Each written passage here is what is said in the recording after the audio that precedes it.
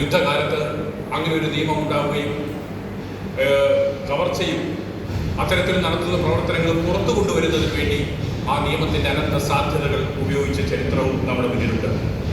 Legal defence ഫണ്ടുകൾ USA പല സന്നദ്ധ സംഘടനകൾ രൂപവത്കരിക്കുന്നു.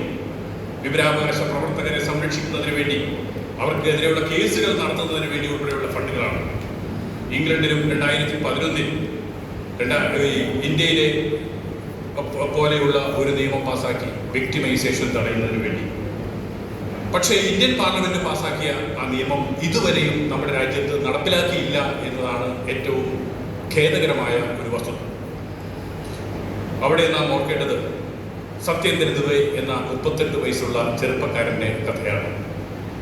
ഒരു സാധാരണ കുടുംബത്തിൽ ജനിച്ച അക്കാഡമിക് ക്വാളിഫിക്കേഷൻ്റെ ഏറ്റവും മികച്ച രീതിയിലുള്ള സത്യേന്ദ്ര ദുബെ എന്ന ചെറുപ്പക്കാരൻ കാൺപൂർ IITയിലെ ഒരു മികച്ച വിദ്യാർത്ഥിയായിരുന്നു. അദ്ദേഹം നാഷണൽ ഹൈവേ അതോറിറ്റി ഓഫ് ഇന്ത്യയിൽ മികച്ച റാങ്കോടെ ജോലി സമ്പാദിക്കുകയും അവിടുത്തെ പ്രോജക്റ്റ് എഞ്ചിനീയറായി നിയമിതനാകുകയും ചെയ്തു. അപ്പോഴാണ് അദ്ദേഹം മനസ്സിലാക്കുന്നത് ഈ മൊത്തം അഴിമതിയാണ് ഇവിടെ നടക്കുന്നത്. ഒരു കോൺട്രാക്ടറെ കൊണ്ട് നിർമ്മിച്ച റോഡ് രണ്ടാമത് അദ്ദേഹം നിർമ്മിപ്പിച്ചു. കാരണം പലപ്പോഴും ഇവിടെയാണെങ്കിൽ നമ്മുടെ പഞ്ചവടിപ്പാലം പോലെയുള്ള പാലങ്ങളോടെയാണ് അങ്ങനെ എത്ര കോടികളാണ് നമുക്ക് നഷ്ടപ്പെട്ടത്. ഉത്തരേന്ത്യയിൽ തന്നെ പാലം തന്നെ നിർമ്മിക്കില്ല, പാലം പോലും നിർമ്മിക്കാതെ പൈസ അടിച്ചു മാറ്റുന്ന ഒരു സംവിധാനം നിലവിലുള്ള ഒരു രാജ്യത്ത് സത്യേന്ദ്ര ദുബെ എന്ന സത്യസന്ധനായ ആ ചെറുപ്പക്കാരൻ അതിശക്തമായി ഇടപെടുകയും അവിടെയുള്ള ഒരു ഇത്തരത്തിലുള്ള കരാറ് ലോബിക്കെതിരെ നിലപാട് സ്വീകരിക്കുകയും ചെയ്തു. പക്ഷേ അത് ഒരു മഞ്ഞ് കണത്തിൻ്റെ ഒരു തുമ്പ് മാത്രമായിരുന്നു. അതിഭീകരമായ അഴിമതിയുടെ ഒരറ്റം മാത്രമാണ് ഈ സത്യേന്ദ്ര ദുബെ അവിടെ കണ്ടത്. ഇക്കാര്യം അന്നത്തെ പ്രധാനമന്ത്രി A.B. വാജ്പേയിയെ അദ്ദേഹം ഒരു കത്ത് മുഖേന അറിയിക്കുന്നു. ആ കത്തിൽ അദ്ദേഹം ഒരു കാര്യം കൂടി വ്യക്തമാക്കിയിരുന്നു: എൻ്റെ പേര് വെളിയിൽ വരരുത്. ദൗർഭാഗ്യവശാൽ പ്രധാനമന്ത്രി ആ കത്ത് നാഷണൽ ഹൈവേ അതോറിറ്റി ചെയർമാൻ അയച്ചു കൊടുത്തു. പിന്നെ എന്ത് സംഭവിച്ചു എന്നറിയാം. കാരണം പ്രധാനമന്ത്രിക്ക് നേരിട്ട് കത്തെഴുതാനായിട്ട് ഉദ്യോഗസ്ഥന്മാർക്ക് അവകാശമില്ല അഴിമതിയുടെ കാര്യത്തിലാണെങ്കിൽ. സർവീസ് ചട്ടം അതാണ് പറയുന്നത്. അങ്ങനെ അദ്ദേഹത്തിനെതിരെ ഡിസിപ്ലിനറി പ്രൊസീഡിങ്സ് ഇനീഷ്യേറ്റ് ചെയ്യാനും സസ്പെൻഡ് ചെയ്യാനും തീരുമാനിച്ചു. അങ്ങനെ അഴിമതിക്കെതിരെ ശക്തമായ നിലപാട് സ്വീകരിച്ച സത്യേന്ദ്ര ദുബെക്കെതിരെ നടപടിയെടുക്കാൻ ഗവൺമെന്റ് ഈ നാഷണൽ ഹൈവേ അതോറിറ്റി തീരുമാനിക്കുന്നതാണ് പിന്നീട് കണ്ടത്. അതിനൊക്കെ ശേഷം അദ്ദേഹം ജോലിയിൽ പ്രവേശിച്ചുവെങ്കിലും ഒരു ദിവസം വാരണാസിയിൽ നടന്ന ഒരു വിവാഹ വിരുന്നിൽ പങ്കെടുത്ത് വെളുപ്പിന് ബീഹാറിൽ ഗയയിലുള്ള തൻ്റെ സ്വന്തം വീട്ടിലേക്ക് റെയിൽവേ സ്റ്റേഷനിൽ വന്നിറങ്ങി. ഡ്രൈവറെ ഫോണിൽ വിളിച്ചു. ഡ്രൈവർ കുറേ നേരം കാത്തിരുന്നിട്ടും ഡ്രൈവർ കിട്ടാത്തതുകൊണ്ട് അദ്ദേഹം ഒരു ഓട്ടോറിക്ഷ വിളിച്ചു അതിൽ കയറി. സത്യേന്ദ്ര ദുബെ പിന്നെ വീട്ടിൽ തിരിച്ചെത്തിയില്ല. അദ്ദേഹത്തിൻ്റെ അമ്മയും അച്ഛനും സഹോദരങ്ങളും സത്യേന്ദ്ര ദുബെക്ക് വേണ്ടി കാത്തിരുന്നു. ഒരിക്കലും ആ ചെറുപ്പക്കാരൻ പിന്നീട് വീട്ടിൽ തിരിച്ചെത്തിയില്ല.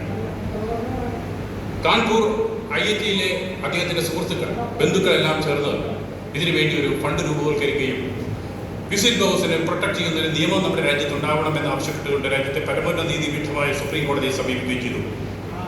സുപ്രീം കോടതി ആദ്യം പറഞ്ഞത് ഏത് നിയമം നിർമ്മിക്കണം എന്ന് തീരുമാനിക്കാനുള്ള അധികാരം പാർലമെന്റിനാണ്. അത് സുപ്രീം കോടതിയുടെ അധികാര പരിധിയിലല്ല എന്ന് പറഞ്ഞുവെങ്കിലും പിന്നീട് ഇത്തരത്തിലുള്ള നിയമം നിർമ്മിക്കാൻ പാർലമെന്റിന് കഴിയും എന്ന് അഭിപ്രായപ്പെടുകയും അങ്ങനെയാണ് Indian parliament whistle blowers protection act നമ്മുടെ രാജ്യത്ത് പാസ്സാക്കിയത്. അത് പാസ്സാക്കിയെങ്കിലും നടപ്പാക്കാൻ നമ്മുടെ ഉദ്യോഗസ്ഥ ദുഷ്പ്രഭുത്വം സമ്മതിച്ചില്ല എന്നത് പരമദയനീയമായ ഒരു കാര്യമാണ്. അതിനുശേഷവും ഈ അദ്ദേഹത്തിൻ്റെ സുഹൃത്തുക്കൾ അതിശക്തമായ ഒരു പ്രഷർ ഗ്രൂപ്പായി പ്രവർത്തിക്കുകയും ഈ നിയമം നമ്മുടെ രാജ്യത്ത് നടപ്പിലാക്കണമെന്ന് ആവശ്യപ്പെടുകയും ചെയ്തു. നിരവധി ആളുകൾ പലതരത്തിൽ കൊലയ്യപ്പെടുകയും ആക്രമിക്കപ്പെടുകയും ചെയ്യുന്ന ഒരു രാജ്യത്ത്, ഒരു നിയമം ഉപയോഗിച്ചതിൻ്റെ പേരിൽ നിയമവാഴ്ച നിലനിൽക്കുന്ന ഒരു രാജ്യത്ത് ഇത് തടയണം എന്ന അദ്ദേഹത്തിൻ്റെ ആവശ്യം മനരോധനമായി മാറുകയാണ്. അങ്ങനെ ഒരു രക്തസാക്ഷിയിൽ നിന്നാണ് ഇന്ത്യയിൽ ഒരു പാർലമെന്റ് നിയമം ഉണ്ടാക്കുന്നത് എന്നതാണ് മറ്റൊരു കൗതുകകരമായ വസ്തുത. ഏതായാലും ആ നിയമം ഇപ്പോഴും നടപ്പിലാക്കപ്പെട്ടിട്ടില്ല. വിസിൽ ബ്ലോവേഴ്സ്, വിസിലൂതുന്ന ആളുകൾ ഫുട്ബോളോ അല്ലെങ്കിൽ എന്തെങ്കിലും തരത്തിലുള്ള മത്സരങ്ങൾ നടത്തുമ്പോൾ ഈ കളി പിഴവ് വരുത്തുന്ന ആളുകൾക്ക് നാം മഞ്ഞ കാർഡ് കാണിക്കും, പിന്നെ ചുവന്ന കാർഡ് കാണിക്കും, കളിയിൽ നിന്ന് പിടിച്ചു പുറത്താക്കും.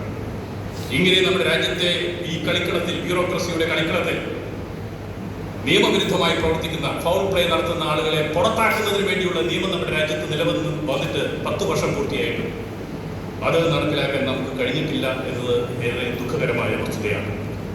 സത്യേന്ദ്ര ദുബെയുടെ ബന്ധുക്കളെയും സുഹൃത്തുക്കളെയും ഡൽഹിയിൽ വെച്ച് എനിക്ക് കാണാൻ അവസരം കിട്ടി. അപ്പോൾ അവർ നടത്തിയ ഒരു പോരാട്ടമാണ് ഒരു നിയമം പാർലമെന്റ് പാസ്സാക്കുന്നതിനെങ്കിലും കാരണമായത് എന്നത് ചരിത്രമാണ്. എങ്കിലും ഇപ്പോഴും അത് നമ്മുടെ രാജ്യത്ത് നടപ്പിലാക്കാൻ കഴിഞ്ഞിട്ടില്ല. അപ്പോൾ അത് നടപ്പിലാക്കിയാൽ എന്താണ് മാറ്റം എന്ന് പറഞ്ഞാൽ ഇത്തരത്തിൽ പരാതികൾ കൊടുക്കുന്ന ആളെ സംരക്ഷിക്കാൻ കഴിയും എന്നതാണ് ഏറ്റവും പ്രധാനപ്പെട്ട കാര്യം. അവരുടെ പേരുകൾ പ്രസിദ്ധീകരിക്കാൻ പാടില്ല, അവർക്ക് സംരക്ഷണം കൊടുക്കണം. അങ്ങനെ സംരക്ഷണം കൊടുത്താൽ മാത്രമേ ഇത്തരത്തിലുള്ള വിവരങ്ങൾ പുറത്തു വരുന്നൊരു സാഹചര്യം നമ്മുടെ രാജ്യത്ത് ഉണ്ടാവുകയുള്ളൂ. അപ്പോൾ ഈ പാർട്ടി ഫെഡറേഷൻ പോലെയുള്ള സംഘടനകൾ ചെയ്യേണ്ട പ്രധാനപ്പെട്ട കാര്യം ഇത്തരത്തിലുള്ള നിയമങ്ങൾ. ഇപ്പം നിലവിൽ കേന്ദ്ര സർക്കാർ അതിനെ സംബന്ധിച്ചൊരു ഓർഡർ മാത്രം പുറപ്പെടുവിച്ചിരിക്കുന്നു. നമുക്കറിയാം, പാർലമെന്റ് പാസ്സാക്കിയ നിയമവും സർക്കാർ പുറപ്പെടുവിക്കുന്ന എക്സിക്യൂട്ടീവ് ഓർഡറും തമ്മിലുള്ള വ്യത്യാസം. ആ ഓർഡറിന്റെ പരിരക്ഷ തേടാൻ വേണ്ടി അന്ന് ജേക്കബ് തോമസ് അന്ന് ശ്രമിച്ച ഉൾപ്പെടെയുള്ള കേസ് വന്ന കാര്യങ്ങളെല്ലാം നിങ്ങൾ മാധ്യമങ്ങളിൽ വായിച്ചിട്ടുണ്ട്. വെറും ഒരു സർക്കുലറിലൂടെ അത് ഒതുക്കുകയാണ് ചെയ്തത്.